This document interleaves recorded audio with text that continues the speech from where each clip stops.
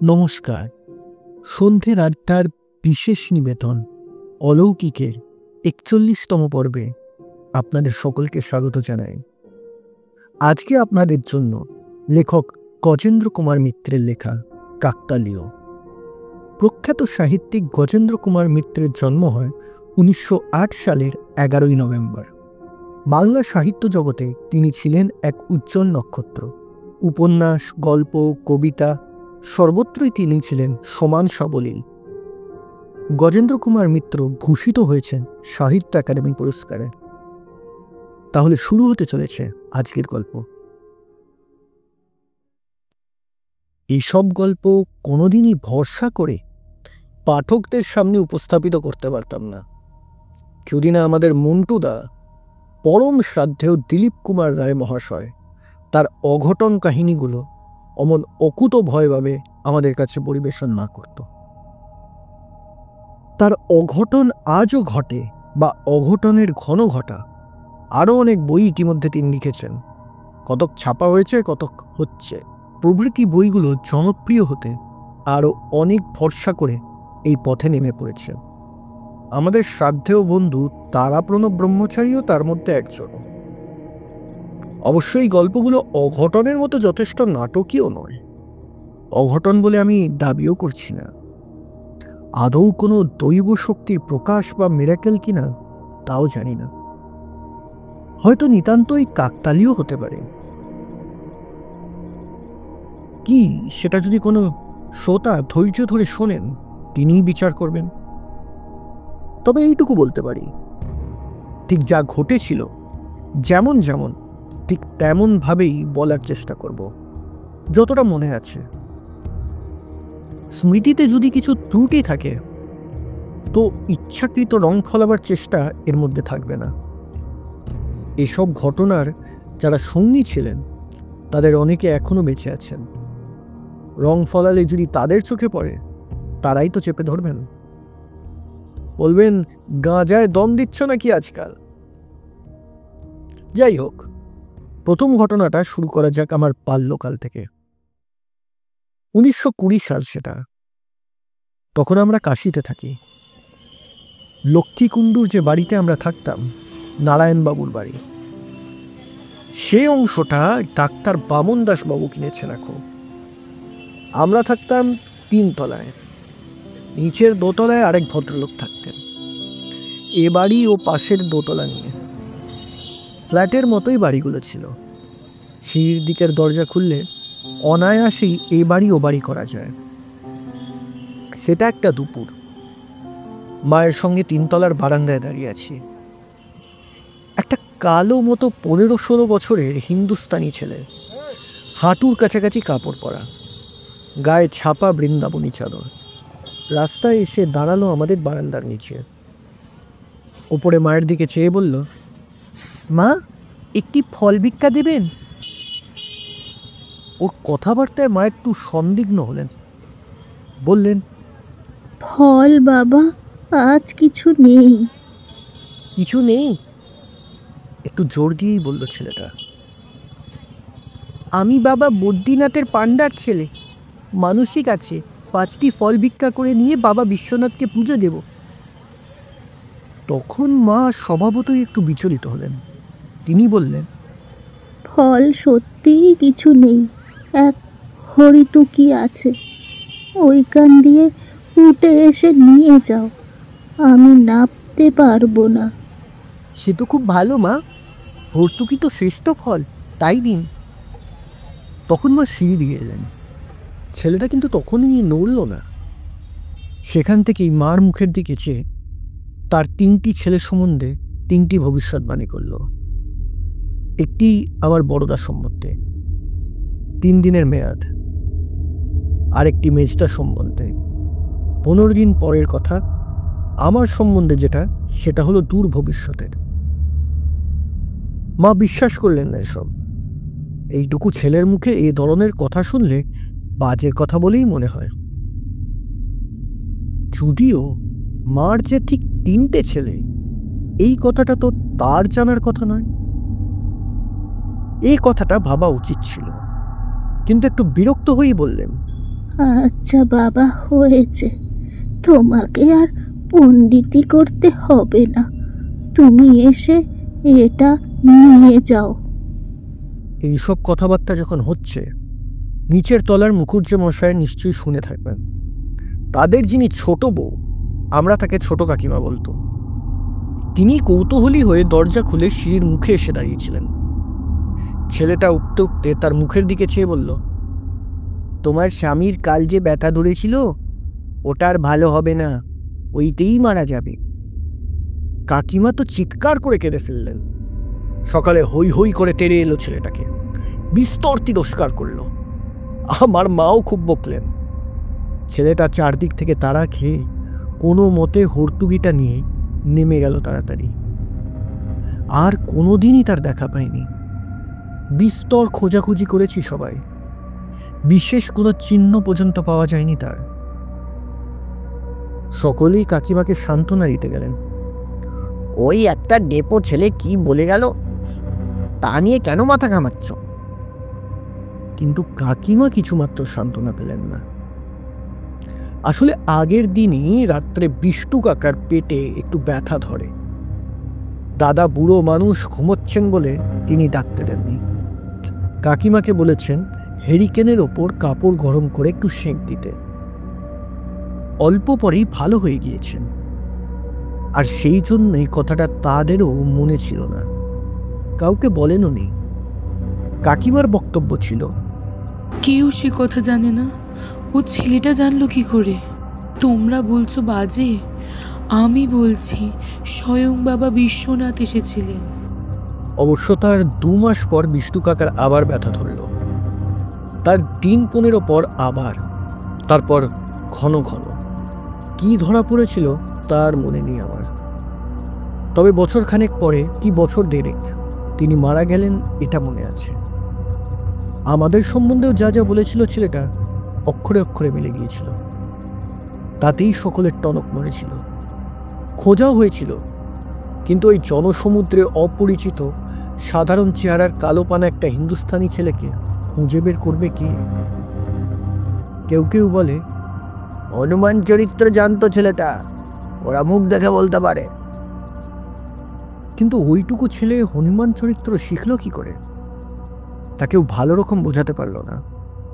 কেবল ছোট কাকিমাই বারবার বলতে লাগলেন, তোমরা বুঝতে পারছো না, ও সাক্ষাৎ বাবা বিশ্বনাথ। এরপর যা বলছি তাও ছেলেবেলার ঘটনা। জায়গাটি হলো বৃন্দাবন। সেও 1923 সালের কথা।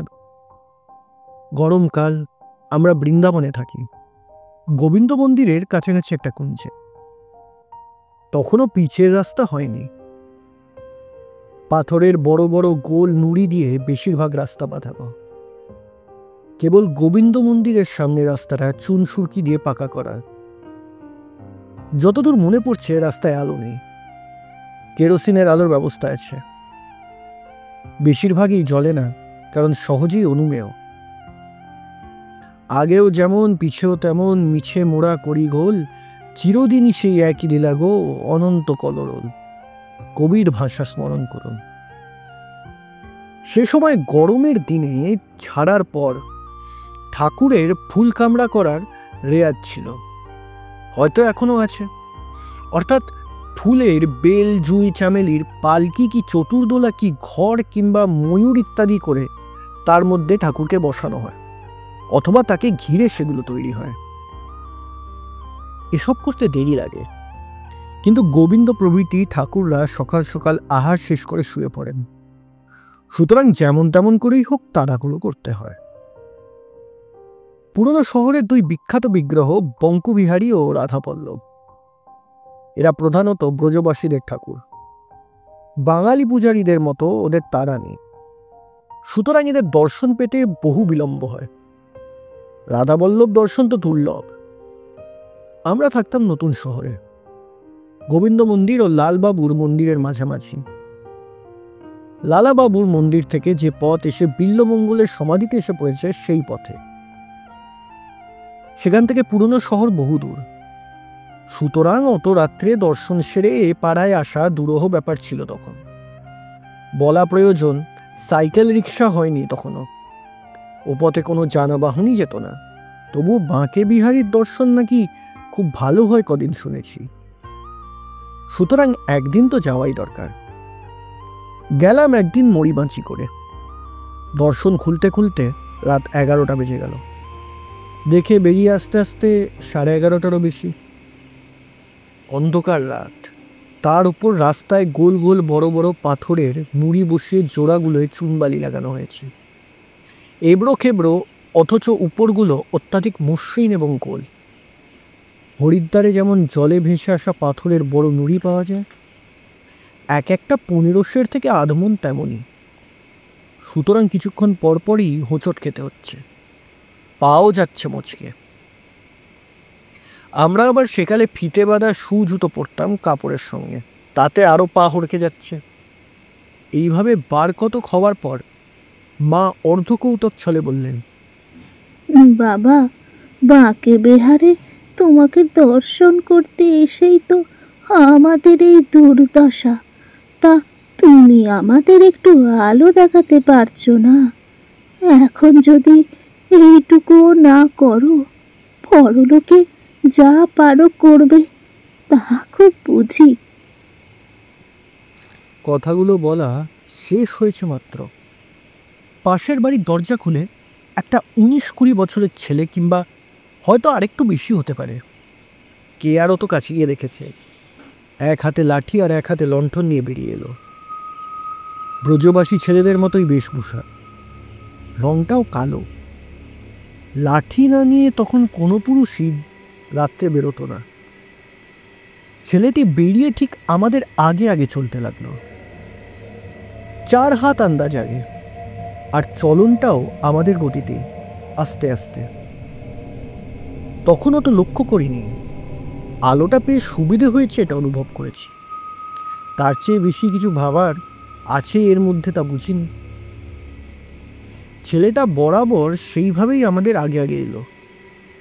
রেঠিয়া বাসার পরে আমাদের আলোর দরকার রইল না।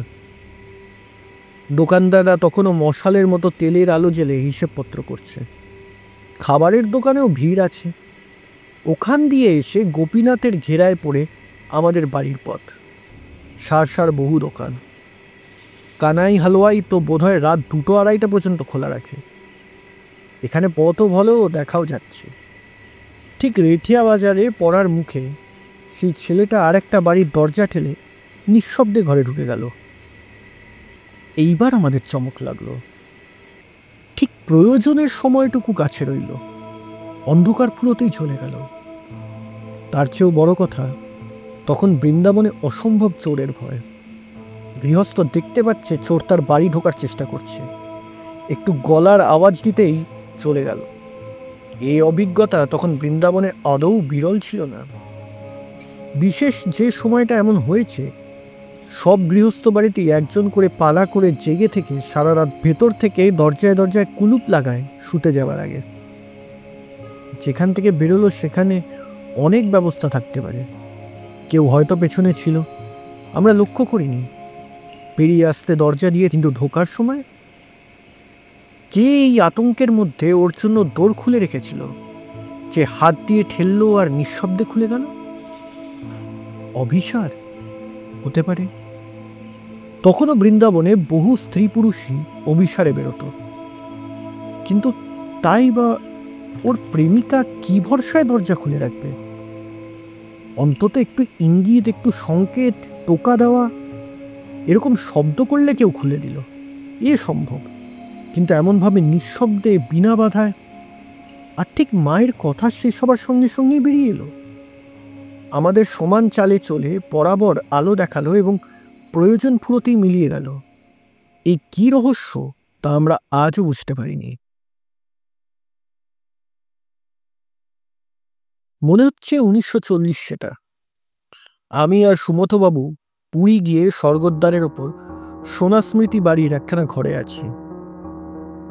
ইগল লিথোগ্রাফিকের চণ্ডীবাবুর বাড়ি ওটা। তখন ওই একখানা ঘর ভাড়া দেওয়া হতো। ভেতর দিকে আর এক মাদ্রাজি ভদ্রলোক স্থায়ী ভাড়াটে ছিলেন।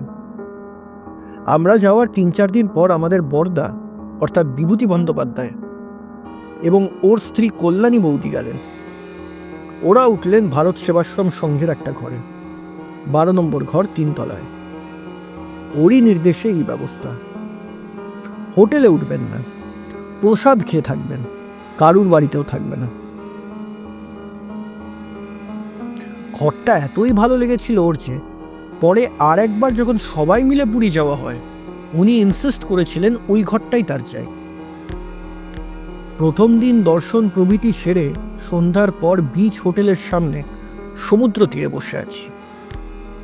আমি আমার অভ্যাস মতো জগন্নাথ দেবের পাবলিসিটি অফিসারের কাজ করে যাচ্ছি, অর্থাৎ তার মহিমা প্রচার করে যাচ্ছি। ওকে বোঝাচ্ছি যে কলিতে দারুভূত মুরারি জগন্নাথই ভগবানের প্রকটিত রূপ। ওকে দর্শন মাত্র করলেই সাক্ষাৎ ভগবান দর্শন হবে। খুব জাগ্রত ঠাকুর। সেই যে পুঁই মোচা দর্শনের গল্প আছে, ওই রকম ঘটনা আমার জ্ঞানতই ঘটেছে। ভক্তের জন্য রথের চাকা আটকে যায় ইত্যাদি। যদি কিছু প্রার্থনা করার থাকে, মনে বিশ্বাস রেখে প্রার্থনা করলে অবশ্যই তা পূর্ণ হবে। শুনতে শুনতে বড়দা হঠাৎ বলে উঠলেন, আমার এখন গরম গরম ছানার মালপোয়া খেতে ইচ্ছে হচ্ছে, আমার জগন্নাথ এনে দিতে পারবে? হাতের পাশা আর মুখের কথা, একবার বেরিয়ে গেলে আর ফেরানো যায় না।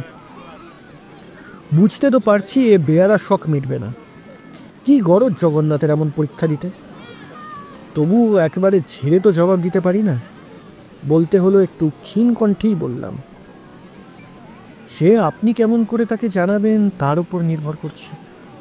এই আমি জানাচ্ছি বলে বরদা হাত জোর করে বললেন, অবশ্য কৌতুকের ভঙ্গিতে, ও বাবা জগন্নাথ, আমার বড্ড গরম গরম ছানার মালপোয়া খাওয়ার ইচ্ছে হচ্ছে, যদি দয়া করে খাওয়াতে পারো তো অবিলাইজ হব।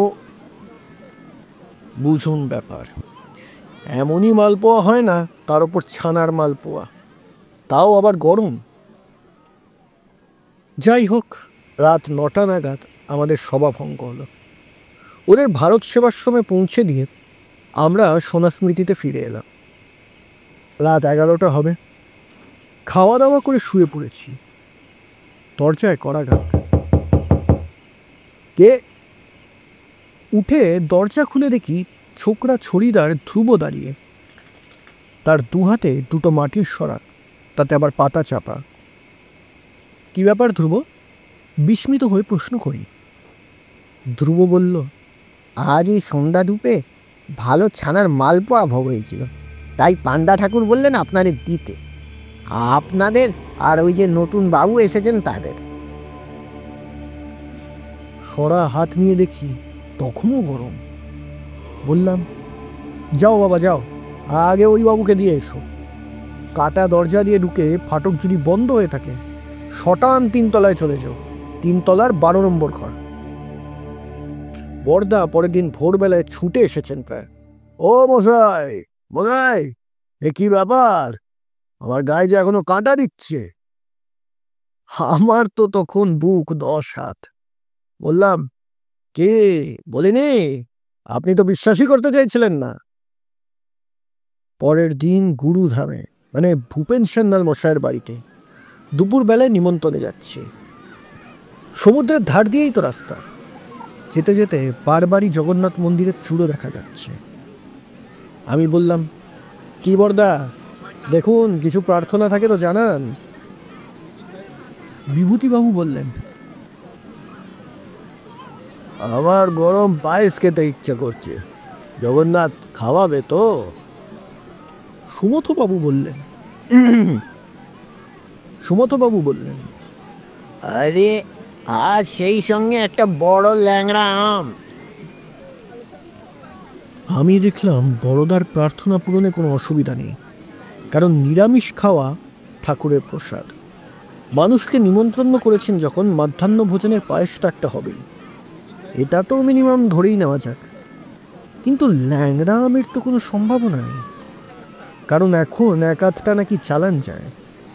তখন পুরীতে ল্যাংড়া বোম্বাই আমের চিহ্নই দেখা যেত না, নাইদার ফর লাভ না ফর মানি। খেতে গিয়ে দেখি মোটামুটি সবই সাজানো হয়েছে, কিন্তু পায়েস তো নেই। জগন্নাথের আর কি, তার এই সুযোগ্য উকিলের মুখ শুকিয়ে গেল। অবশ্য বেশিক্ষণ সে জ্বালা সহ্য করতে হলো না। সান্যাল মশাই প্রায় সঙ্গে সঙ্গেই বললেন, একটু দেরি হয়ে গেল আপনাদের, 1টা বেজে গেল। আরে আসলে এখনো পায়েসটা নামেনি। তা আমি বললাম বসিয়ে দিতে, খেতে খেতেই পায়েস নেমে যাবে। এলো একেবারে গরম গরম পায়েস, বরদা যাচিয়েছিলেন। আর পাতে পড়লেও সেই সঙ্গে একটি করে ল্যাংড়া আম। এটা কি ব্যাপার? চমকে জিজ্ঞেস করলাম। শুনলাম সেই দিনই সান্যাল মশাইয়ের শিষ্য ভাগলপুরের বিখ্যাত উকিল দেবতাবাবু 2 ঝুড়ি ল্যাংড়া আম পাঠিয়েছিলেন। বিভূতিবাবু তো চলে গেলেন মল্লিক বাড়ির নেমন্ত্রণ খাবার ভয়ে। আমরা আরো কয়েকদিন রইলাম।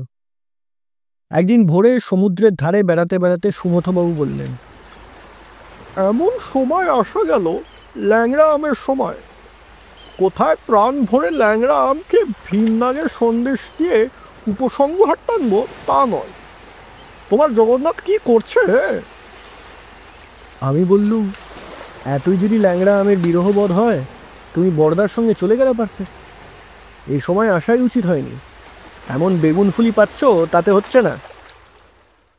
ফিরে এসে দেখি, আগের দিন রাত্রেই টের পেয়েছি, প্যাসেঞ্জার বহু দেরি করে আসায় বাড়িওয়ালারা কারা যেন অনেক রাত্রে এসে পৌঁছেছেন। মালপত্র নামানামি, ভাড়া নিয়ে বকাবকিতে ঘুম ভেঙে গিয়েছিল। সকালে বুঝলাম সাক্ষাৎ মালেকা এসেছেন, চণ্ডীবাবুর স্ত্রী। বেটে ধরনের চেহারা, কিন্তু কি লক্ষ্মীশ্রী তার চেহারায়, আর কি মিষ্টি কথাবার্তা। সেই দুদিনের পরিচয় তার নিশ্চয়ই মনে নেই, কিন্তু আমি ভুলিনি। আমরা ঘরে গিয়ে মুখ হাত ধুয়ে সবে একটু নাস্তা করার ব্যবস্থা করছি। আসতে পারি বলেই চণ্ডীবাবু ঢুকলেন, গায়ে একটা ধুতি আর একটা পাঞ্জাবি, হাতে একটা পাথরের রেকাবিতে 4টি ল্যাংড়া আম এবং একটি ভিন্নাগের বাক্সে 4টি সন্দেশ। মানে ওই বাক্স করেই এসেছে, বাকিগুলো ওরা নামিয়ে নিয়েছেন। এর দিন কতক পর একদিন মন্দিরে ঢুকছি, স্নানযাত্রার সময় সেটা। খুবই ভিড়। সুমথবাবু বললেন, আশ্চর্য, এত মেয়ে ছেলের ভিড়! জগন্নাথকে দেখতে কি কোনো সুন্দর মেয়ে আসে না? বলা শেষ হয়েছে কি হলো না, 2টি অপরূপ সুন্দরী মেয়ে। একটির বয়স 16-17 হবে, আর একটি 14-15। 2টি বোন সম্ভবত। একেবারে সামনে এসে পড়ল। বাঙালির ঘরে এই রূপ আজ পর্যন্ত দেখিনি, তার আগেও না, পরেও না। ওই দিনই মন্দিরে আরেকটি ঘটনা ঘটেছিল, কিন্তু একটা ব্যক্তিগত কারণে সেটা বলার থেকে বিরত থাকলাম। এরপর স্নানযাত্রার দিন আমরা রওনা দিলাম। তখন স্লিপারের বলাই ছিল না। পরের 2-3 দিন ভিড় বেশি হবে বলেই অত তারা। রিক্সাওয়ালাকে বললাম মন্দিরের সামনে গিয়ে ঘুরিয়ে নিতে। স্নান মণ্ডপেই ঠাকুর থাকবেন, বিকেলে গজবেশ হয়, রাস্তা থেকেই দেখা যাবে। চলে আসতে আসতে একটু ঠাট্টার ছলেই বললাম, দেখো, আর যদি কিছু চাইবার থাকে তাহলে এই বেলা চেয়ে নাও। সুমথবাবুর একটি ছেলেদের গল্পের বই এক প্রকাশক নেবেন এই কথা আছে। সুমথবাবু বললেন, তোমার ছোটবাবু 50 টাকা ফর্মা দেবেন, তাহলে বুঝবো জগন্নাথের মহিমা আছে। তখনকার দিনে 1.5 টুকরো গল্পের বই, তাও পাঠ্য কিছু নেই, 50 টাকা ফর্মা! অবিশ্বাস্য রেট ছিল, কিন্তু ফিরে এসে সুমথবাবু সেই রেটই পেয়েছিলেন।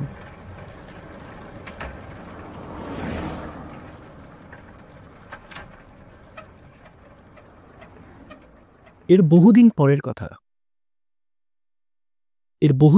কথা। 1955 কি 1956 মতো, কিংবা কবে হবে ঠিক মনে নেই।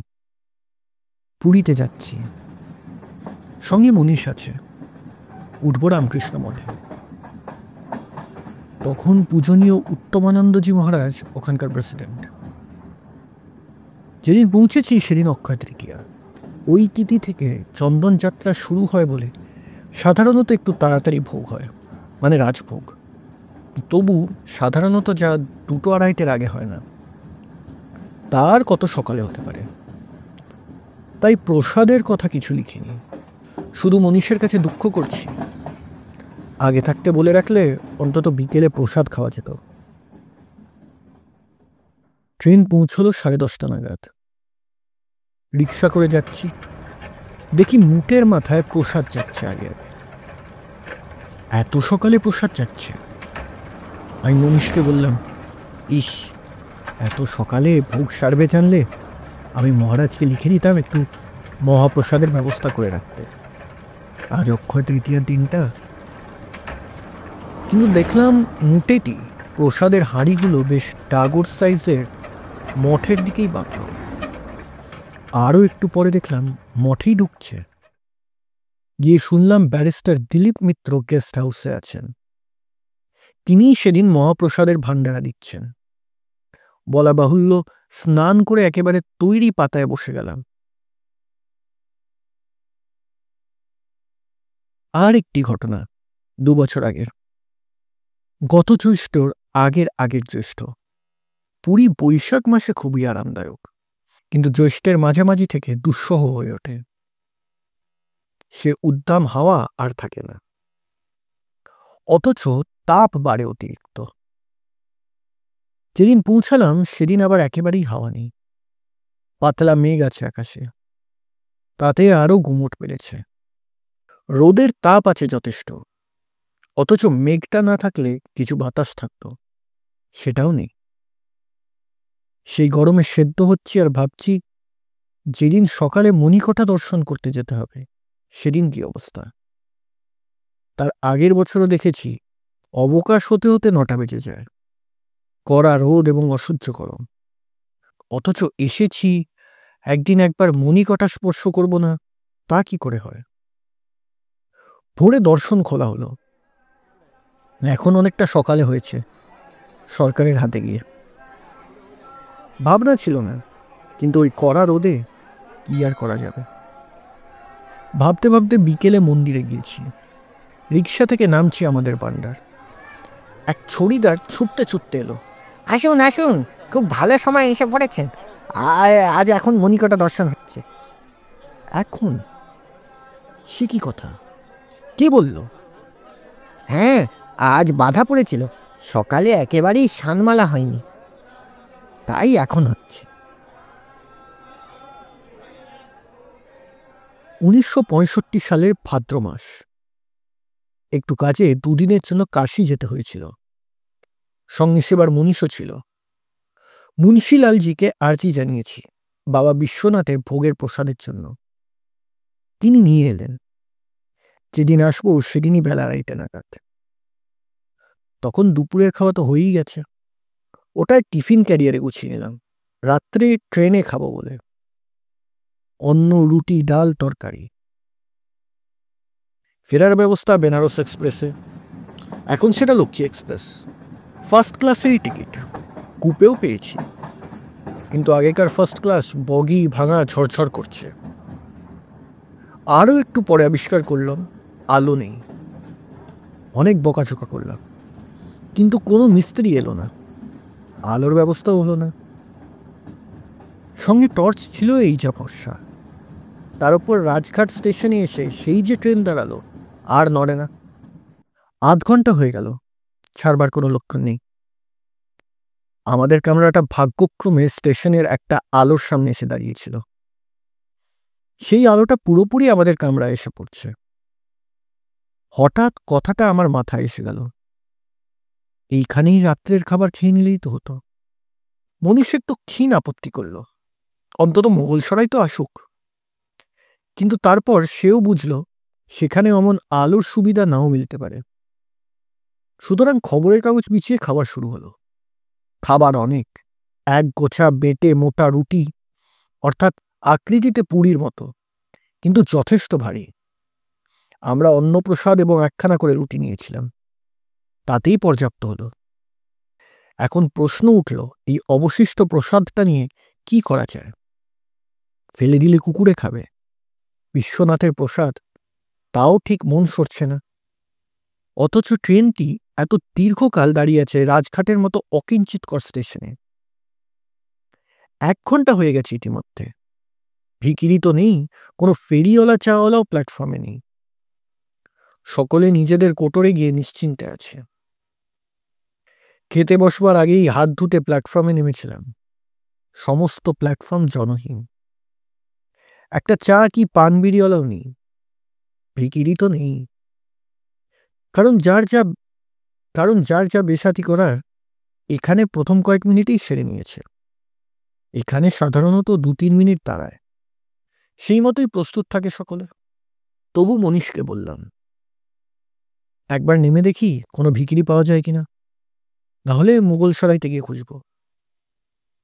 এই বলে যেমনি দরজা খুলেছি, দেখি ঠিক আমাদের দরজার সামনে একটি জটাজুট সমন্বিত ভস্মাচ্ছাদিত সন্ন্যাসী দাঁড়িয়ে, স্থির, শান্ত, উদাস, যেন আমাদের দোর খোলার জন্যই অপেক্ষা করছে।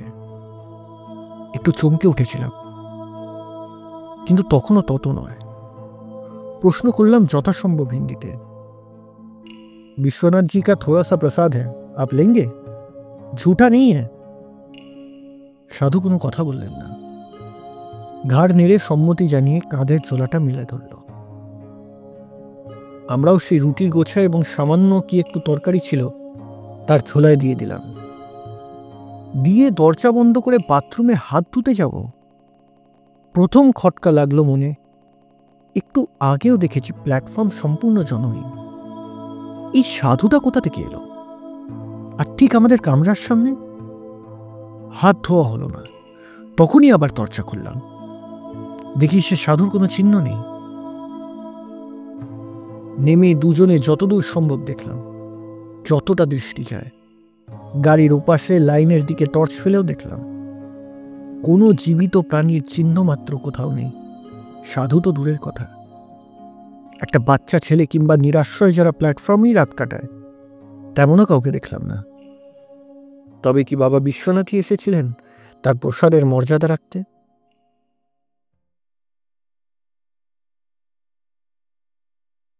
এটাও বছর কতক আগের ঘটনা, ঠিক কোন বছর তা মনে নেই। একটা কি মুশকিলে পড়ে কালীঘাটের মার কাছে মানসিক করেছিলাম, সংকট কেটে গেলে রূপোর বেলপাতায় বুক চিরে রক্ত দিয়ে পুজো দেব। আমার মা একবার এরকম মানসিক করেছিলেন, তা রক্ষাও করেছিলেন মনে আছে। সেই স্মৃতি থেকেই মানসিক। ভালোয় ভালোয় সে সংকট তো কাটল। রূপোর বেলপাতাও গড়ালুম চুপি চুপি। বলা বাহুল্য, এই খবর আর কেউ জানত না, বাড়িতেও না, বাইরেও না। কিন্তু যত দিন এগিয়ে আসতে লাগলো ততই যেন ফিজিক্যাল কারেজ ফিল করতে লাগলো। নিজের হাতে নিজের বুক চেরা, কতটা কাটবো? যদি রক্ত বন্ধ না হয়, কাটা দাগ তো থেকে যাবে। বাড়িতেই বা কি বলবো? এইসব ভেবে খুব বিপন্ন বোধ করছি, কিন্তু মানসিক যখন করেছি রাখতে তো হবেই। এবার কি করা যায়? যাই হোক, নির্দিষ্ট দিনে এদিক ওদিক চেয়ে ডান হাতে বেলপাতা নিয়ে একটা ব্লেড গঙ্গা জলে ধুয়ে আয়নার সামনে গিয়ে দাঁড়িয়েছি। চেরবার চেষ্টাও করলাম, কিন্তু রক্ত বেরোলো না। বোধহয় চর্বিতেই আটকে গিয়ে থাকবে। আরও একবার মায়ের নাম করে চেষ্টা করব। 1 ফোঁটাই যথেষ্ট। বেলপাতাটা ওখানে ধরে ব্লেড চালাবো। মুঠো খুলে দেখি বেলপাতা নেই। কি সর্বনাশ! কোথায় গেল বেলপাতা? মুঠোর মধ্যেই ধরা ছিল, কিন্তু আগেই তার পাতলা ধারগুলো অনুভব করেছি। এখন গেল কোথায়? এই যে পিসি সরকারের ম্যাজিক হয়ে গেল। এইভাবেই সে উড়িয়ে দেয় হাতের টাকা। তন্ন তন্ন করে খুঁজলাম ঘরের মেঝে, টেবিল, ড্রেসিং টেবিল, লোহার আলমারির ওপর, বিছানার তলায় যেখানে টাকা পয়সা থাকে। যদিও অনর্থক, কারণ সেখানে যাওয়ার কোনো কারণ নেই। স্থানে অস্থানে মায়ের ঝ্যাঁটা দিয়ে ঝাঁট দিয়ে দেখলাম, কোথাও সে বেলপাতা নেই। এদিকে তখন গাড়ি এসে গেছে। কখন যাব বলা ছিল। অগত্যা একটু অপরাধীভাবেই ভারাক্রান্ত চিত্তে বেরিয়ে গেলাম। যথাসাধ্য ফুল, মালা, মিষ্টি দিয়ে পুজো সেরে বাড়িও ফিরলাম একসময়। মনে মনে বারবার মার কাছে ক্ষমা প্রার্থনা করতে লাগলাম।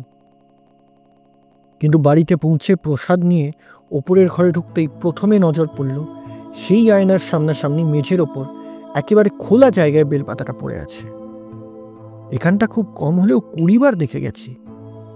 হাত বুলিয়ে ঝেঁটা দিয়ে দেখছি এবং খবর নিয়ে জানলাম আমি ফেরবার অল্প কিছুক্ষণ আগেই ঝি ঘর মুছে গেছে। আমার স্ত্রী এবং আরও অনেকে সে ঘরে আসা যাওয়া করেছে। গৃহিণী শুয়েই ছিলেন সেখানে বিছানায়, কারো নজর পড়েনি। সকলের অলক্ষ্যে বেলপাতাটা তুলে নিয়ে পাশে রেখে দিলাম। কি আর করবো?